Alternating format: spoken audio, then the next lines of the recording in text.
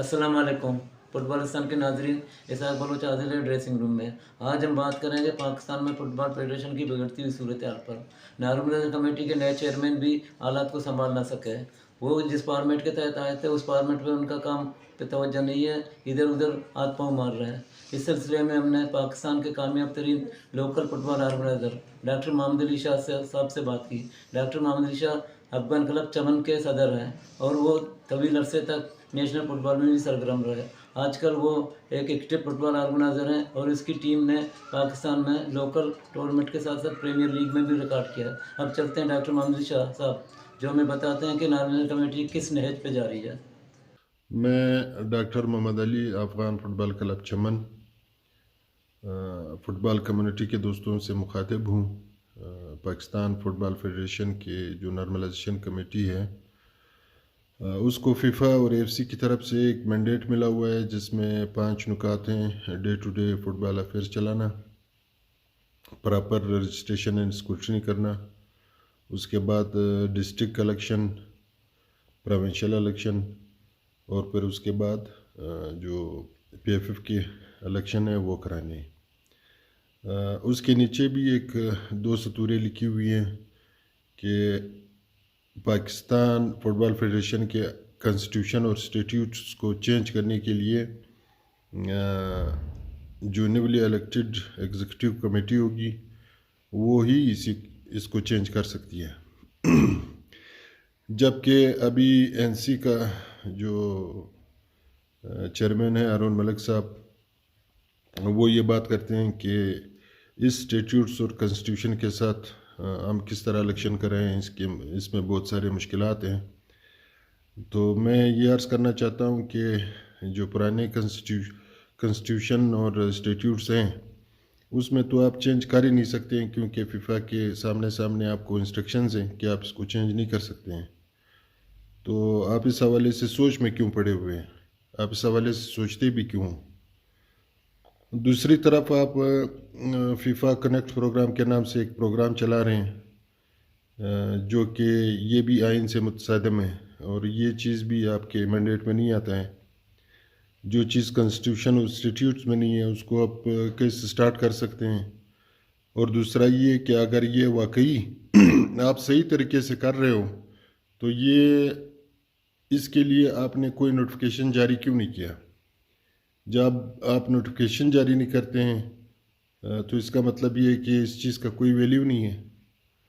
कोई भी किसी भी सूबे, किसी भी डिस्ट्रिक्ट से कोई छोटा सा क्लब उठ के इसके खिलाफ कोर्ट में केस करेगा तो ये आपका जो सारा प्रोसेस है ये तो नल एंड वाइड हो जाएगा। दूसरी बात मैं चैलेंज कप के हवाले से करूँगा जिसमें ये एनसी और उस चेयरमैन और उसकी कमेटी ने ये चैलेंज कब शुरू किया हुआ है। ये भी ज़ाब्ता अखलाक से और जो पहले का पीएफएफ चैलेंज कब करवाते थे उसी के मुताबिक नहीं है। उन्होंने अपना एक फार्मूला बनाया है होम एंड अवे बेसिस पे, और एक में जो है उसके बीच में 7 दिनों का गैप, ये सिर्फ़ और सिर्फ टाइम गुजारने के लिए उन्होंने एक तरीक़ाकार बनाए हैं।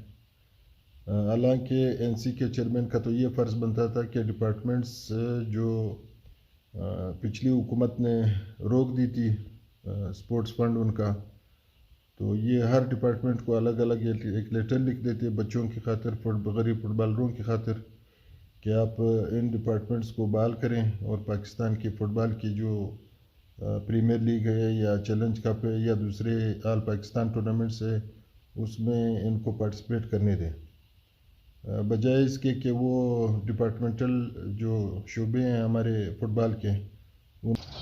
अब मैं आता हूँ पीएफएफ कनेक्ट रजिस्ट्रेशन के प्रोग्राम के तहत जो कि पूरे पाकिस्तान में हो रहा है, और वो भी बग़ैर किसी नोटिफिकेशन के। पहला पॉइंट तो ये नोट करना चाहिए कि इसका कोई नोटिफिकेशन है ही नहीं। फिर भी ये प्रोग्राम चल रहा है पूरे पाकिस्तान में, लेकिन बदकिस्मती से बलूचिस्तान में मेरे और आज खलील ग्रुप के जितने भी नुमाइंदे हैं उनके क्लब्स को रजिस्टर करने में डिले टैक्टिक्स इस्तेमाल हो रहे हैं। NC کے ایک نمائندے کی طرف سے ان کو انسٹرکشن ملا ہوا ہے جو کنیکٹ پروگرام میں بیٹھے ہوئے لوگ ہیں کہ آپ ان کے رجسٹریشن کو ڈیلے کریں یا تو بالکل کریں نہیں، اور دوسرا پھر ان کو کہتے ہیں کہ فلاں بندے سے رابطہ کریں۔ تو سر یہ رجسٹریشن جو فیفا کنیکٹ کے پروگرام کے تحت ہو رہا ہے یہ کس طرح سے فیئر اینڈ فری ہوگا، اور یہ ہمارے فٹ بال کا جو الیکشن ہوگا فیوچر میں یہ کس طرح فیئر اینڈ فری ہوں گے؟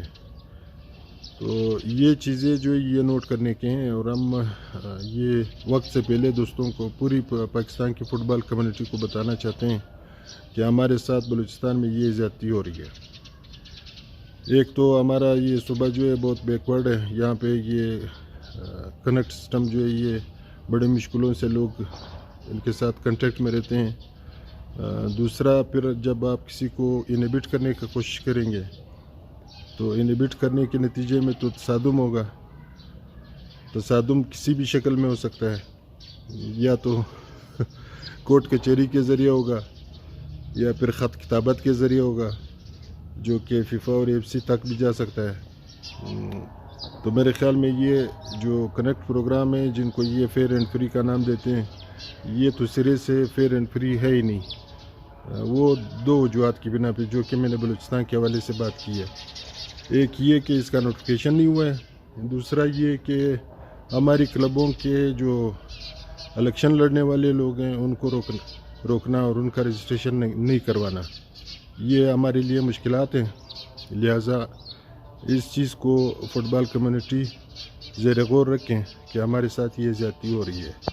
چوتھی اور آخری بات میں اپنے ریفریز پینل کے حوالے سے کروں گا کہ جیسے آپ سب دوستوں کو پتہ ہے کہ ایک قبضہ گروپ کے بعد جب قبضہ گروپ نے نارملائزیشن کمیٹی کے چیئرمین کو فٹ بال ہاؤس سے نکالا تھا، اس کے بعد انہوں نے ایک انڈر 23 چیمپئن شپ کرایا ہے بٹ آباد میں، اور دوسرا انہوں نے نامنیات پریمیئر لیگ شروع کرایا ملتان میں۔